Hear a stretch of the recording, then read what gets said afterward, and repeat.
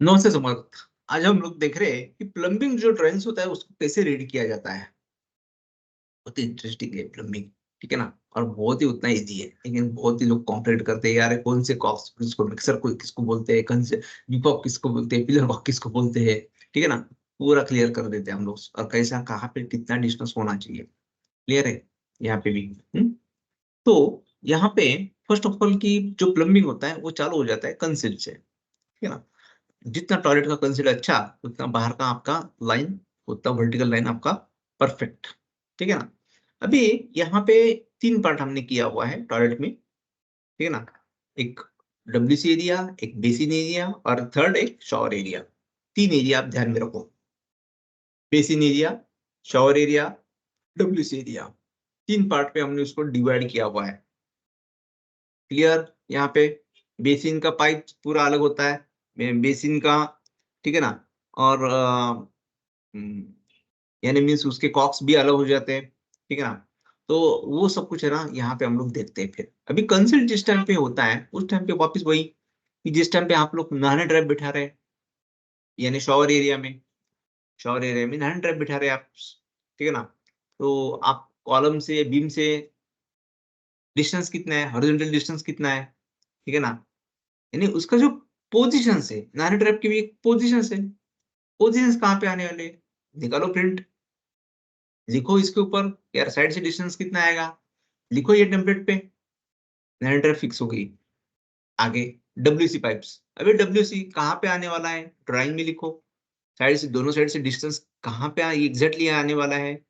आपका door open perfect हो रहा है क्या, साइड में मूवमेंट्स के लिए जगह है क्या, ठीक है ना। बेसिन के लिए कोई यानी वो कोई यानी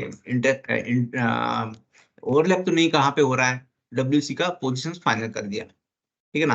अभी जिस टाइम पे हम लोग डोर जो डब्ल्यूसी लगाते हैं उस टाइम पे जो चेयर होती है वो बहुत इंपॉर्टेंट रोल होता है वो चेयर का, ठीक है ना। कि एक बहुत स्टैंडर्ड वे है कि एक चेयर में कितना डिस्टेंस होने वाला है। कभी भी 8 इंच या 9 इंच, और जो बाहर की जो बहुत ही यानी हाई प्रीमियम में जो डब्ल्यूसी मिलते हैं उसका जो चेयर्स होता है, वो चेयर्स ना उसका जो ये होता है वो 10 इंच का भी होता है। तो यानी हम लोग यहाँ पे चेयर का जो जैसे कमोड जो वॉल के ऊपर जो बैठती है उसको क्या बोलते हैं हम लोग, चेयर, ठीक है ना। तो चेयर जैसे बैठते हैं वहां पे हम लोग जो लगाते हैं यहाँ पे, तो चेयर का जो डिस्टेंस है ना वो बहुत मैटर करता है यहाँ पे, ठीक है ना। तो लिखो यहाँ पे, डालो यहाँ पे कि पोजीशंस कैसे आने वाली है, और वैसे ही साइड के ऊपर जाके मार्क कर लो पहले, और फिर उसके ऊपर ना झेरी का काम चालू कर लो, यानी ब्रेकिंग का काम चालू कर लो, ठीक है ना। तो डब्ल्यूसी पाइप्स वो हिसाब से कभी कहाँ पे आने वाला है, ठीक है ना, वो एक आप लिखो। बेसिन का वैसा ही है आपका, बेसिन का पोजीशंस आप यहाँ पे कर लो। तो वो हिसाब से आप है ना कंसिल्ड है ना, आप है ना ड्राइंग रेडी कर लो, और वो हिसाब से ना टॉयलेट के ऊपर चॉक से मार्किंग कर लो, और फिर बाद में झेरी का काम चालू करो। अभी हम लोग चलते हैं, ये हो गया कंसील्ड पाइप का, क्लियर। अभी जो शॉवर एरिया होता है उसमें जो कंसील्ड पाइप्स होते हैं, इसमें जो मिक्सर्स होता है, स्पाउट होते हैं, ओवरहेड शॉवर्स होते हैं। 3 चीज होती है उसमें। एक ओवरहेड शॉवर्स ऊपर जाता है, तो शॉवर का पानी हमें मिलता है वो एक होता है। नीचे जो स्पाउट होता है उसके नीचे हम लोग क्या एक बाल्टी रखते हैं, और जो मिक्सर होता है, मिक्सर यानी ठंडा गर्म करने का होता है वो। वापिस वही, साइड से डिस्टेंस कितना लिखो, कॉलम से कितना डिस्टेंस है, हाँ वर्टिकल कितना डिस्टेंस है, स्पाउट का भी कितना डिस्टेंस है, ओरल शॉवर्स का कितना डिस्टेंस है, देखो यहाँ पे। बहुत इजी वे से ना आप इसके ऊपर मार्किंग करके काम कर सकते हैं। शॉवर एरिया कंप्लीट हो गया। अभी H N toilet horizontal distance from column and beam, please mention column and beam number, vertical distance from beam and slabs, ठीक है ना। अभी लेज वॉल जिस टाइम पे होती है डब्ल्यूसी में, लेज वॉल्स होती है, यानी लेज वॉल्स करने के पीछे का मकसद यही होता है कि जो हम लोग जो चेयर बिठाते हैं उसके पीछे जो एक जो और जो टैंक आती है, उसके ऊपर जो टैंक आती है यानी एक कंसिल्ड टैंक आती है, वो कंसिल्ड टैंक के लिए कुछ तो जगह होनी चाहिए। इसके लिए हम लोग ये ना ये लेज वॉल हम लोग करते हैं, क्लियर। अभी जो लेज वॉल के लिए जो फ्लश वॉल्स होते हैं, बिपकॉक होता है, डब्ल्यूसी चेयर्स होती है, देखो यहाँ पे डब्ल्यूसी चेयर का मैंने जानबूझ के यहाँ पे लेज वॉल डाल दिया। बिपकॉक जो होता है या फ्लश वॉल जो होता है, फ्लश वॉल्स की हाइट कितने पे आने वाली है, हॉरिजॉन्टल डिस्टेंस कितना है, लिखो भाई। अभी देखो कि जो भी एक स्पाउट आता है, मिक्सर आता है, एक स्टैंडर्ड हाइट होती है। मैंने वहां पे वो मेंशन नहीं किया हुआ है, लेकिन इसका भी एक स्टैंडर्ड हाइट होता है। ये स्टैंडर्ड हाइट के ऊपर ये जाएगा। एक कमोड की एक स्टैंडर्ड हाइट होती है। पहले से ये ना एक पेपर पे लिखो और वो हिसाब से ना इसमें आप है ना उसको फाइनलाइज कर लो। क्लियर यहाँ पे। तो ये हो गया आपका, ये बेसिन का भी टॉप का हाइट फाइनल है, वो फ्रीज है वो, यानी मार्केट में वो फाइनल है, इसके ज्यादा है नहीं मार्केट्स में। क्लियर। तो ये हो गया आपका। चेयर का भी वैसे ही आपका चेयर जो है डब्ल्यूसी चेयर्स के बीच का डिस्टेंस कितना है, हॉरिजॉन्टल डिस्टेंस कितना है, वर्टिकल डिस्टेंस कितना है, ये आप यहाँ पे मेंशन कर सकते हैं। ठीक है। दूसरा कि जो बेसिन एरिया होता है कंसील्ड पाइप्स के लिए, अभी तीसरे हम लोग पार्ट पे आ गए। एक हमारा पहले डब्ल्यूसी हो गया, दूसरा शॉवर हो गया, अभी हम लोग बेसिन के ऊपर आ गए। ठीक है। अभी बेसिन के ऊपर जिस टाइम पे हम लोग करते हैं उस टाइम पे बॉटल ट्रैप आ जाते हैं, एंगुलर का कहा जाता है, पिलर कॉक आ जाता है। ठीक है ना। बेसिन में क्या क्या, bottle trap, angular cock and pillar cock. ठीक है ना। अभी वापिस वही डिस्टेंस लिखो, साइड से कितना है, वर्टिकल डिस्टेंस लिखो, हॉरिजॉन्टल डिस्टेंस लिखो, और वो हिसाब से पोजीशन फिक्स कर लो इसकी कि यार इसका जो बेसिन है वो इसका सेंटर कितने पे आने वाला है, उसका मॉडल नंबर क्या है बेसिन का। ठीक है ना। तो ये सब कुछ फाइनलाइज आप है ना प्रैक्टिकली कर सकते हैं, और वो हिसाब से ना ये प्लम्बिंग ड्राइंग तो बहुत ही इजी है। 3 पार्ट में उसको डिवाइड कर लो, शॉवर, डब्ल्यूसी एंड बेसिन।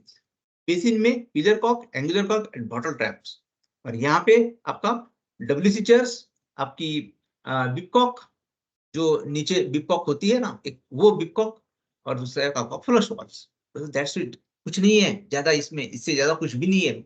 यही स्टैंडर्ड, मार्केट की स्टैंडर्ड यही है। ठीक है ना। और एक हाइट है वो फाइनलाइज है, एक बार ही लिखो, खाली साइड से डिस्टेंस डाल दो, आपका ड्राइंग रेडी। क्लियर। तो पाइप तो कहाँ पे, अभी नीचे जो पाइप हॉरिजॉन्टल हम लोग जो डालते हैं और जो पाइप बाहर निकलते हैं, वो तो कहाँ पे ओवरलैप नहीं हो रहा है ना, ये क्या बोलते हैं उसको, ये सब है ना आप है ना पहले से फ्रीज कर सकते हैं इसमें। नैनो कहाँ पे लेना चाहिए, ठीक है ना। तो टाइल का टुकड़ा कहाँ पे आएगा, ठीक है ना। तो ये जो होता है ये प्रैक्टिकली चीज है।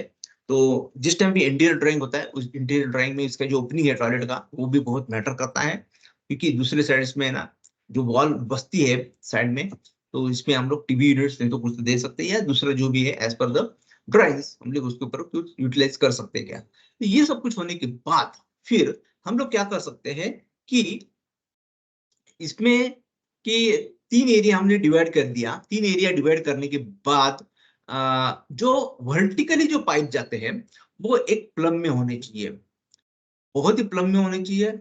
ज्यादा ज्यादा डिस्टेंस में भी नहीं होना चाहिए वो पाइप वर्टिकली, और ज्यादा एकदम नजदीक में भी नहीं होना चाहिए। उसमें तो कुछ मेंटेनेंस के लिए ना उसमें थोड़ा तो जगह चाहिए, थोड़ा सा, ज्यादा लंबी भी नहीं चाहिए, नहीं तो खराब दिखते हैं फिर वो। एकदम स्ट्रेट में ना नीचे आना चाहिए सब जगह ना। एक डोर का एक ऊपर जो एंगुलर जो बेंड होता है, उसमें ना ऊपर का एक डोर होना चाहिए, उसमें मेंटेनेंस के लिए इजी पड़ेगा। ठीक है ना।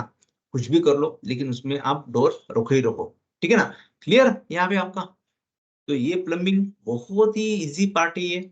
रेन वाटर हार्वेस्ट, अभी ये अपना रेन वाटर का जो पाइप है वो फ्रीज कर लो पहले से प्लम्बिंग में भी, उसका पोजीशन फिक्स करवा के ले लो। उससे क्या होगा कि आपका वाटर प्रूफिंग आपको मालूम पड़ेगा कि वाटर प्रूफिंग का स्लोप कहाँ पे देने का है। कम से कम वाटर प्रूफ आपका, यानी 2-3 आपको रेन वाटर लेना है या एक ही लेना है, या आप as per the drawings, as per the slope आप यहाँ पे प्रैक्टिकली मेंशन कर सकते हैं। क्लियर यहाँ पे। ठीक है। कोई बालकनी से पाइप जा रहा है तो उसको अवॉइड कर लो, कोई पोर से जा रहा है उसको अवॉइड कर सकते हैं क्या। ये है ना आप है ना बहुत ही प्रैक्टिकली उसके ऊपर काम कर सकते हैं कि जितना आप है ना अपना, आप ड्राइंग में खुद जितना जाएंगे ना उतना क्या होगा, आपको एक नया नया आइडिया आता रहेगा। ठीक है ना। अरे ये यहाँ पे ऐसा होगा तो ऐसा हो सकता था। लेकिन आपकी पैशंस, आप कितना काम कर रहे हो उसके ऊपर, यानी आप कितना रीडिंग अच्छा कर सकते हैं, कितना लिख सकते हो उपकर उतना अच्छा, तो एरर उतना एरर फ्री आपका है ना काम हो सकता है। बहुत ही एकदम खूबसूरत काम यहाँ पे आप कर सकते हैं। ठीक है ना। विद इन द, मुझे ऐसा लगता है विद इन द 3 मंथ ये आप है ना बहुत, यानी आप है ना जितने भी टेम्पलेट्स मैंने बनाए हैं प्रैक्टिकली बनाए हुए हैं, ठीक है ना, और ये कोई बहुत एक्सपीरियंस से बनाए हुए हैं हमने। उसको खाली फिलअप कर लो, आपको खुद आप जान जाएंगे कि यार मैं अभी 8 दिन पहले कहाँ पे था, आज कहाँ पे हूँ। आप अपना स्किल्स लेवल बढ़ा रहे हैं, ठीक है ना। चलो मिलते हैं नई वीडियो में, तब तक के लिए नमस्ते समर्थ।